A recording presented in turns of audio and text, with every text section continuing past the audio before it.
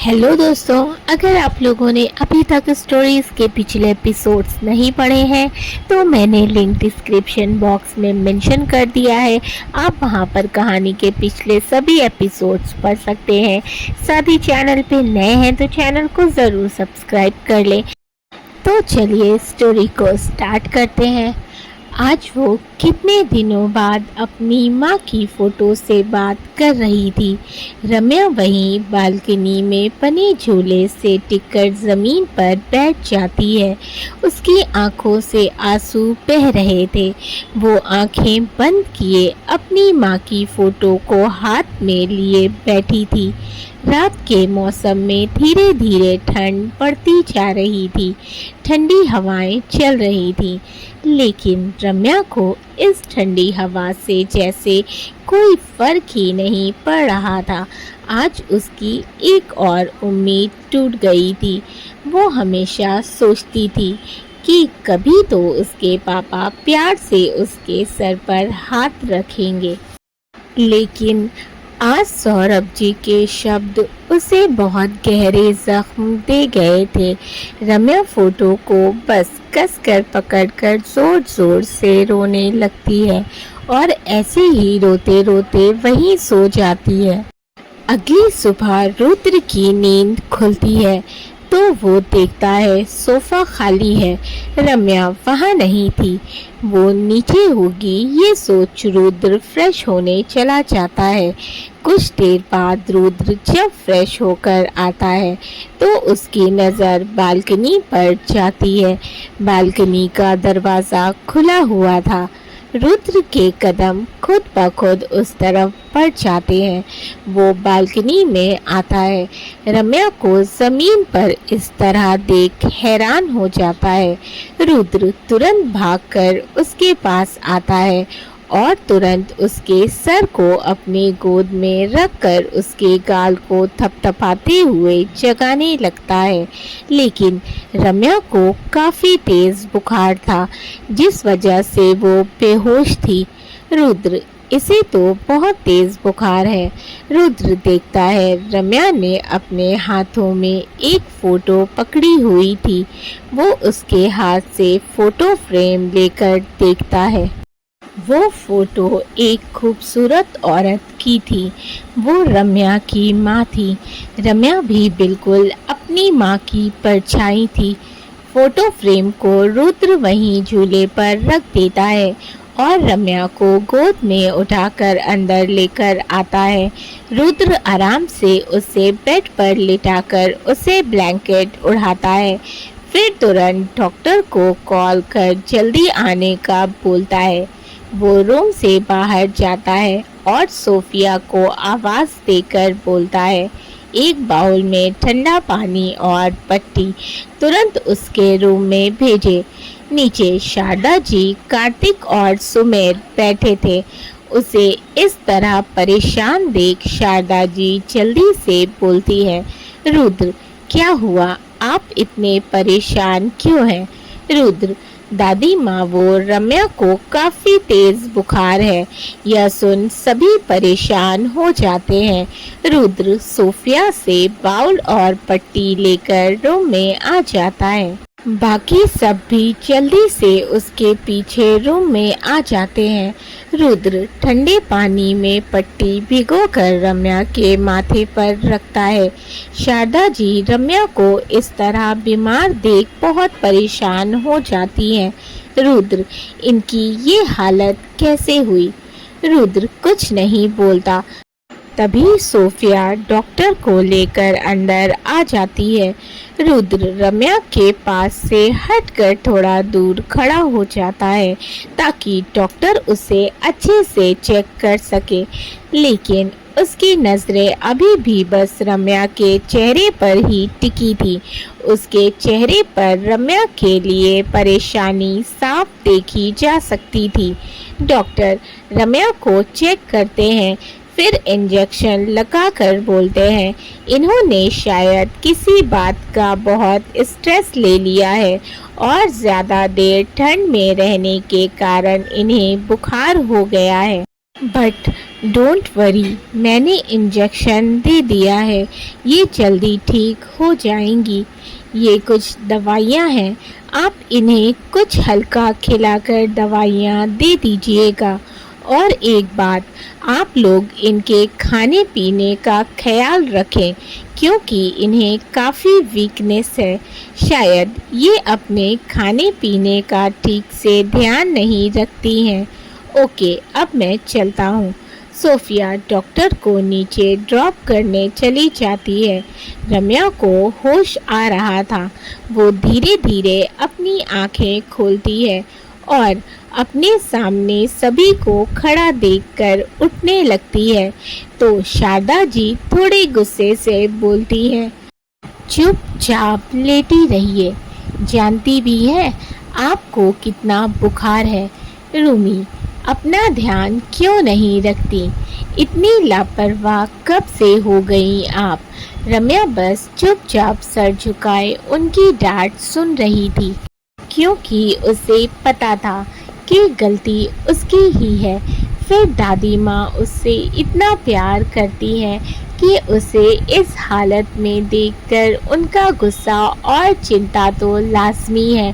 शारदा जी रुद्र की तरफ देखकर बोली, रुद्र, हम इनके लिए दलिया भेज रहे हैं। रम्या जल्दी से बोली, दादी माँ प्लीज़, दलिया नहीं, वो हमें बिल्कुल पसंद नहीं है। शारदा जी कड़ी निगाहों से रम्या को देखती है तो वो जल्दी से गर्दन झुका लेती है। शारदा जी फिर रुद्र की तरफ देखकर आगे बोली, आप इन्हें दलिया खिलाकर मेडिसिन दे दीजिए और ये आपकी जिम्मेदारी है कि ये जब तक पूरी तरह से ठीक ना हो जाएं, ये बेड से नीचे नहीं उतरनी चाहिए। रम्या मासूम सा मुंह बनाकर उन्हें देखने लगी। शारदा जी को उसकी इस हरकत पर बड़ा प्यार आया, लेकिन वो अपने चेहरे को सख्त बनाए रखती है। रुद्र ने एक नज़र रम्या को देखा, फिर शारदा जी को देखकर बोला, जी दादी माँ। शारदा जी वहाँ से चली जाती हैं। सुमेर, क्या रूमी, मैंने कल ही आपके हाथ के खाने की मांग की और आप आज बीमार पड़ गई। अभी के लिए मैं आपको माफ़ कर दूंगा, लेकिन जब आप ठीक हो जाएंगी तब मुझे आपके हाथ का टेस्टी खाना चाहिए। रम्या बस हल्के से मुस्कुरा देती है। कार्तिक सुमेर की पीठ पर जोर से मुक्का मारते हुए बोला, तुझे खाने के अलावा कुछ और सोचता भी है? ये नहीं बोलने को कि आप जल्दी से ठीक हो जाइए। सुमेर अपनी पीठ सहलाते हुए बोला, हाँ तो मैं भी बस यही बोलने वाला था, लेकिन आपने इतनी ज़ोर से मार दिया मुझे। रम्या हंसने लगती है। रुद्र बस उसे हंसते हुए देख रहा था। कार्तिक, तो रहने ही दे। फिर वो रम्या की तरफ देखकर बोला, भाभी आप जल्दी से ठीक हो जाइए। रम्या हाँ में गर्दन हिलाकर बस मुस्कुरा देती है। रुद्र, हो गया तुम दोनों का, अब निकलो यहाँ से और ऑफिस जाकर कुछ काम करो। कार्तिक, हाँ तो जा रहे हैं ना, तू तो हर वक्त खड़ा ही रहता है। उसकी बात सुन रम्या अपनी हंसी दबाकर हंसने लगती है। रुद्र गुस्से से दोनों को घूरता है तो दोनों तुरंत ही वहां से 9-2-11 हो जाते हैं। सोफिया ट्रे में रम्या के लिए दलिया लेकर आती है। रुद्र उसके हाथ से ट्रे लेकर दरवाज़ा बंद करता है, फिर रम्या की तरफ आते हुए बोलता है, चलो उठो और फटाफट से इसे फिनिश करो। रम्या दलिया देखकर मुंह बनाकर उठने लगती है। रुद्र उसे सहारा देकर बैठाता है और दलिया का चम्मच उसके मुंह की तरफ बढ़ाता है। रम्या धीरे से, सर हम ठीक हैं, हम खा लेंगे खुद। रुद्र थोड़े गुस्से से, चुपचाप मुंह खोलो, दिख रहा है तुम कितनी ठीक हो। तब रम्या कुछ नहीं बोलती और खाने के लिए मुंह खोल देती है। रुद्र उसे फूंक फूंक कर खिला रहा था क्योंकि दलिया काफी गर्म थी। रुद्र उसे खिलाते हुए बोला, वैसे तुम बालकनी में क्या कर रही थी? रम्या कुछ देर सोचती है, फिर थोड़ा उदास होकर बोली, कुछ नहीं, वो बस हमें नींद नहीं आ रही थी, इसीलिए बालकनी में चले गए थे। रुद्र, हो गया झूठ, अब सच बोलो। रम्या हैरानी से उसे देखने लगी, फिर बोली, हम सच बोल रहे हैं सर। रुद्र उसकी तरफ चम्मच बढ़ाकर उसे खिलाते हुए गहरी सांस लेकर बोला, तुम्हें पता है मेरे मॉम डैड की डेथ एक कार एक्सीडेंट में हुई थी। तब मैं बहुत छोटा था, वही बस 9-10 साल का।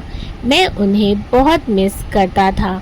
स्कूल में बच्चे मुझे बहुत परेशान करते थे, ये कहकर चिढ़ाते थे कि मेरे पास कोई नहीं है।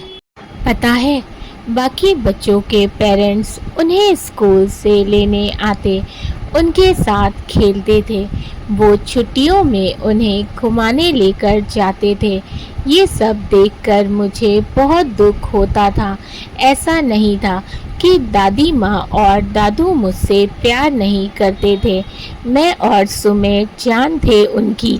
दादू जब भी अपने ऑफिस से फ्री होते तो वो हमारे साथ खेलते, हमें घुमाने भी लेकर जाते थे, लेकिन ऐसे दिन में कम ही आया करते थे क्योंकि दादू को अकेले ही घर बिजनेस सब कुछ देखना होता था।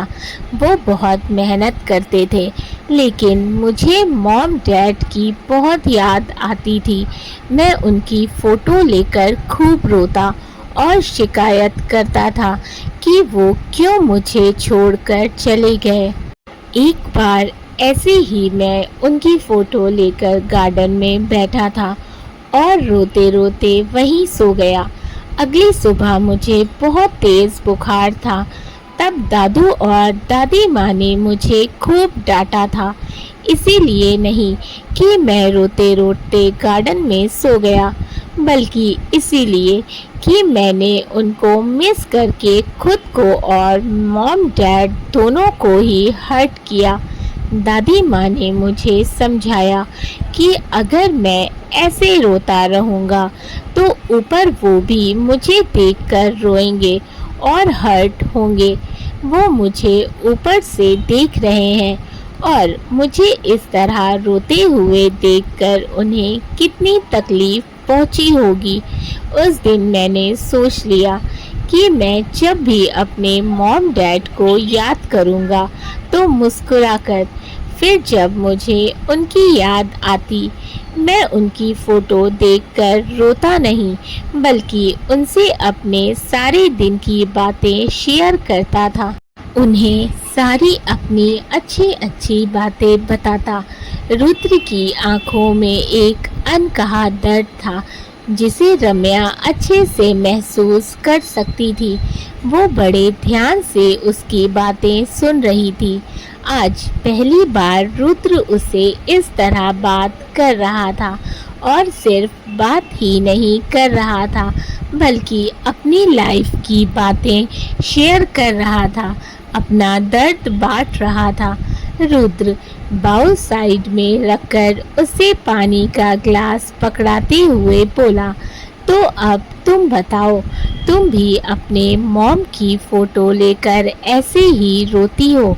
सोचो उन्हें कितना हर्ट होता होगा, वो कितनी उदास होंगी।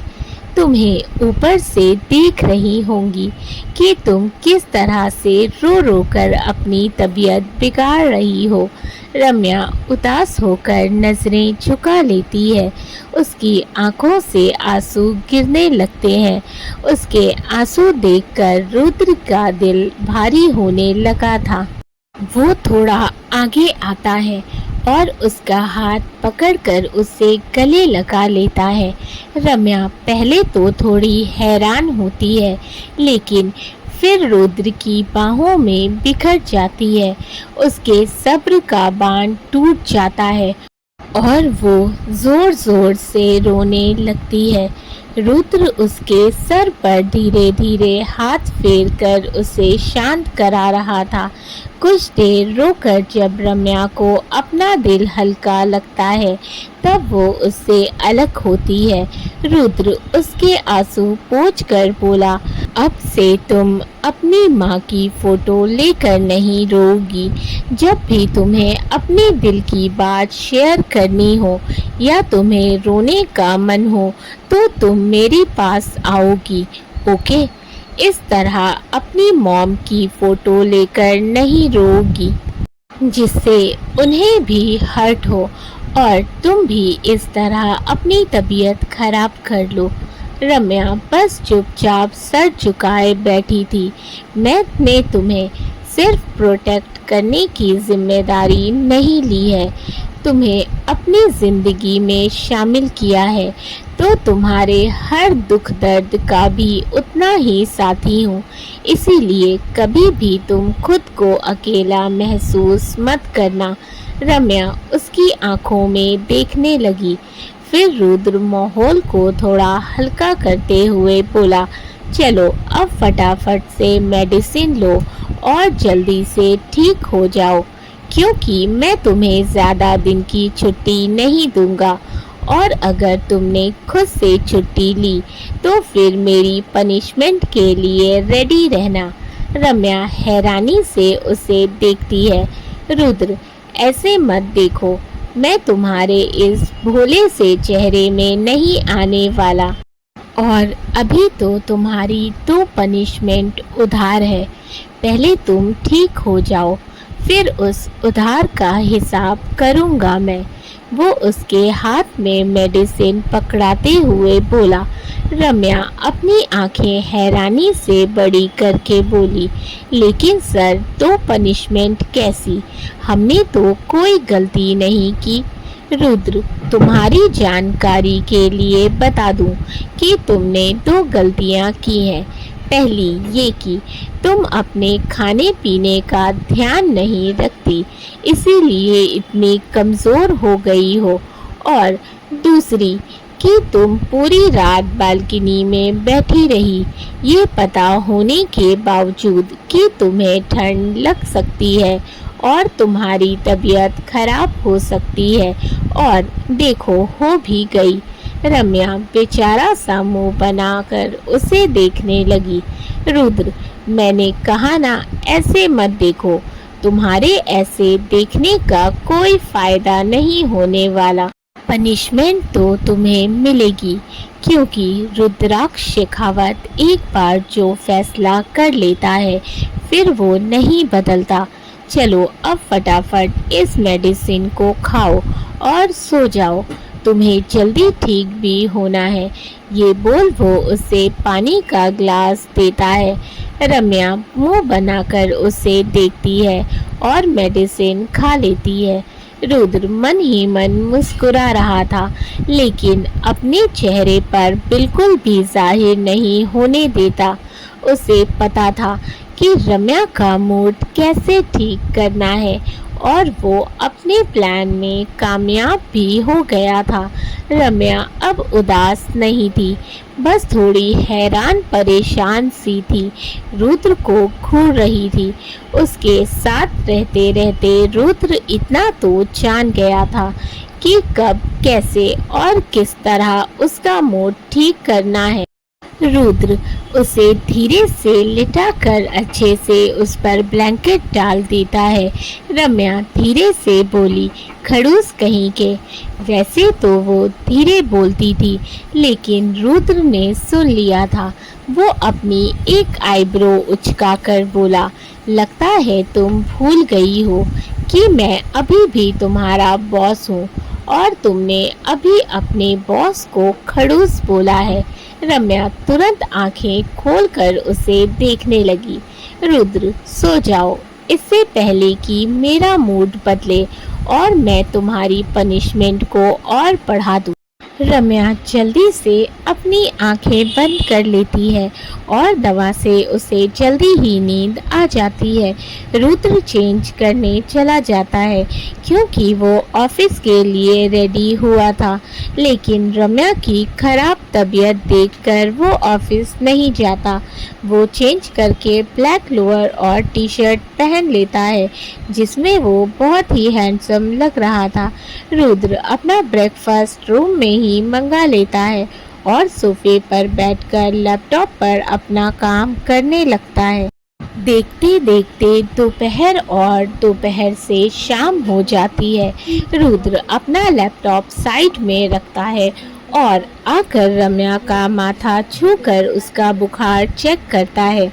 बुखार काफ़ी कम हो गया था। ये देख रुद्र चैन की सांस लेता है, फिर एक नज़र उसे देखकर वापस अपना लैपटॉप लेकर बैठ जाता है। कुछ देर बाद रम्या की नींद खुलती है। वो आंखें खोलती है तो अपने सामने रुद्र को पाती है। उसकी नज़रें रुद्र के चेहरे पर ही रुक जाती हैं। वो बस चुपचाप लेटी उसे काम करते हुए देख रही थी।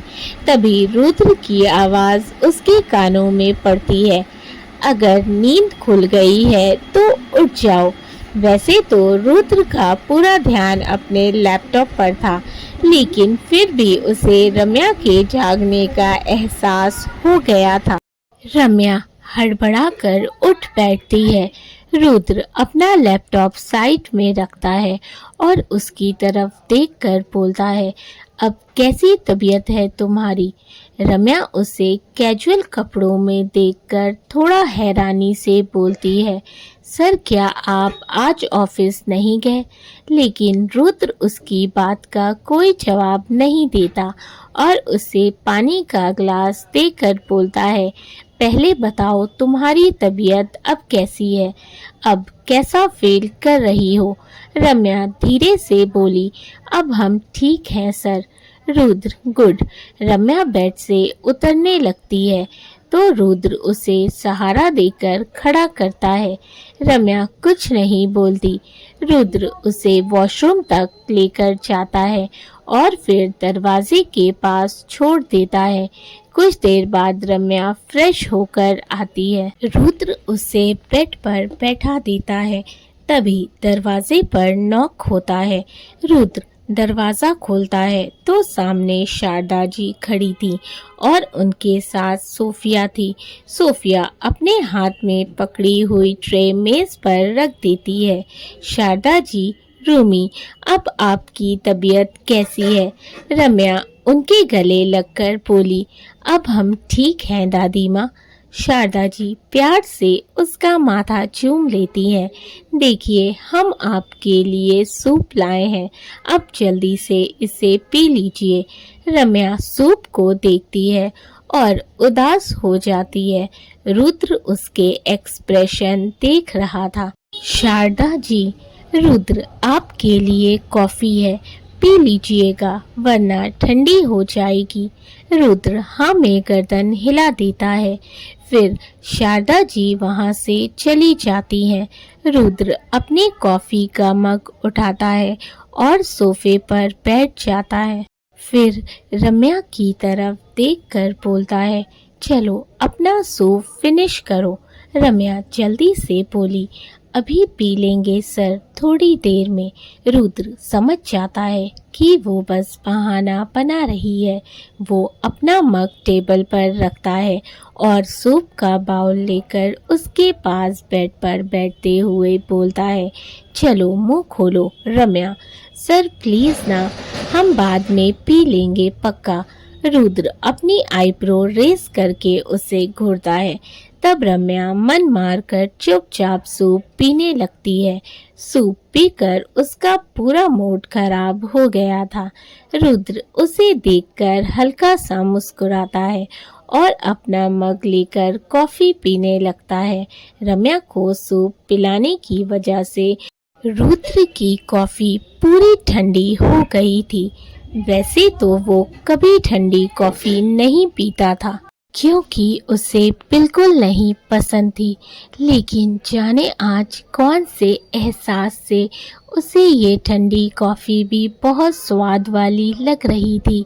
ये शायद रम्या के प्यार का ही रंग था जो धीरे धीरे रुद्र पर चढ़ता जा रहा था। रात को सभी डिनर करते हैं। रम्या की जिद की वजह से रुद्र उसे नीचे ले आया था सबके साथ डिनर करने के लिए। लेकिन बस फर्क इतना था कि बाकी सबकी प्लेट में टेस्टी खाना था और बेचारी रम्या की प्लेट में खिचड़ी थी। वो छोटे बच्चों की तरह मुंह फुलाए अपनी प्लेट को घूर रही थी। सुमेर हंसते हुए, रूमी, आपके इस तरह घूरने से वो खिचड़ी मटर पनीर नहीं बन जाएगी। उसकी बात पर सबको हंसी आ जाती है। रम्या गुस्से से बोली, आप सब बुरे हैं, हमें नहीं करनी किसी से भी बात। शारदा जी सुमेर पर झूठा गुस्सा करते हुए बोली, सुमेर, हम आपकी पिटाई करेंगे अगर आपने हमारी बच्ची को और चिढ़ाया तो। फिर वो सोफिया से बोली, सोफिया, सभी की प्लेट में खिचड़ी डालिए। आज रूमी के साथ हम सब भी खिचड़ी खाएंगे। ये सुन कार्तिक और सुमेर दोनों ने रोनी सी शक्ल बना ली। वहीं रम्या के चेहरे पर बड़ी सी मुस्कान आ जाती है और साथ साथ सबका उसके लिए इतना प्यार देखकर उसकी आंखें भी थोड़ी झिलमिला जाती हैं। लेकिन वो खुद को संभाल लेती है। डिनर के बाद रुद्र उसे मेडिसिन देता है, फिर आकर बेड पर बैठ जाता है। रम्या एकदम से बोली, सर, आप कहाँ सोएंगे? रुद्र, कहाँ का क्या मतलब है? अपने बेड पर सोऊंगा। तब रम्या थोड़ा उदास हो गई और बेड से नीचे उतरने लगी तो रुद्र उसे रोकते हुए बोला, तुम कहाँ जा रही हो? अभी पूरी तरह से ठीक नहीं हुई हो। रम्या, सर, वो हम सोफे पर सोने जा रहे हैं। रुद्र हैरानी से, क्यों? रम्या, आप यहाँ सोएंगे ना? रुद्र, मैं यहीं सोऊंगा और तुम भी। फिर वो थोड़ा झिझक कर बोला, तुम यहाँ सो सकती हो, अब से तुम्हें काउच पर सोने की कोई ज़रूरत नहीं है। रम्या एकदम से उसे देखने लगी। रुद्र, अब मुझे इस तरह से देखना बंद करो जैसे मैं कोई एलियन हूँ। रम्या नजरें झुका लेती है। रुद्र उठता है और कुछ पिलो लेकर बेड के बीच में रख देता है जिससे बेड 2 हिस्सों में हो जाता है। रुद्र गहरी सांस लेकर, अब ठीक है, अब तुम अपने साइड सो और मैं अपने साइड सोऊंगा, ठीक है ना? रम्या बस हल्के से हाँ में गर्दन हिला देती है। फिर रुद्र लाइट बंद कर हमेशा की तरह उसके लिए डिम लाइट ऑन कर देता है और अपनी साइड पर लेट जाता है। रम्या एक नज़र उसे देखती है, फिर खुद भी लेट जाती है। दोस्तों, आई होप कि आप लोगों को स्टोरी अच्छी लग रही हो, कहानी पसंद आ रही हो तो वीडियो को ज़रूर लाइक कर दीजिएगा। चैनल को अभी तक सब्सक्राइब नहीं किया है तो जल्दी से कर लें। साथ ही स्टोरीज़ को शेयर कर दिया करें। अपने फीडबैक मुझे ज़रूर दें। इसी तरह से प्यार बनाए रखें। Thank you for watching and keep supporting. Love you all.